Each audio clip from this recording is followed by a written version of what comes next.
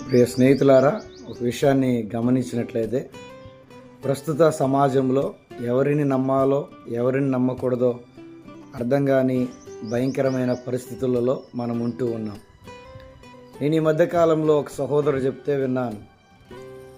అతను ఒక హాస్పిటల్కి బ్లడ్ డొనేట్ చేయడానికి వెళ్ళాడంట. ఎవరికి ఆరోగ్యం బాగోలేదని బ్లడ్ డొనేట్ చేయడానికి అని వెళ్తే అతనికి ఏకంగా ఆ బ్లడ్తో పాటు కిడ్నీని కూడా తీసి తర్వాత అతనికి ఏదో సంథింగ్ జరిగిందని చెప్పేసి చిన్న ఆపరేషన్ జరిగిందని చెప్పేసి ఏదో మాయ చేసి అతన్ని మరలా ఇంటికి పంపించారంట. అతనికి కూడా ఆ విషయం తెలియదు.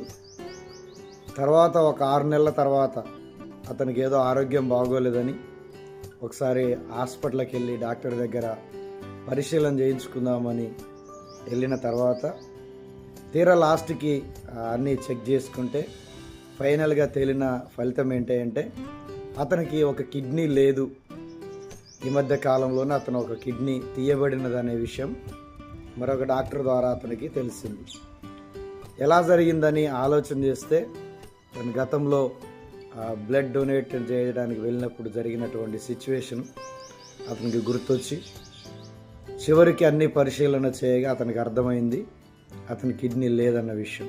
కనుక దయచేసి ఈ రోజుల్లో ఎవరు మంచివారు ఎవరు చెడ్డవారు, ఎవరిని నమ్మాలి ఎవరిని నమ్మకూడదు అర్థం కానటువంటి పరిస్థితుల్లో నేటి సమాజంలో మనం ఉంటున్నాం. కనుక మీరు ఎటు వెళ్ళినా, మీరు ఎక్కడున్నా, మీరు ఒంటరిగా ఉండక మీతో ఉన్నవారు నమ్మకమైన వారా కాదా, నమ్మదగిన వారా కాదా అనే విషయాన్ని జాగ్రత్తగా పరిశీలన చేసుకొని ఉండాలని ప్రేమతో మనవి చేస్తూ ఉన్నాను. Thank you. God bless you.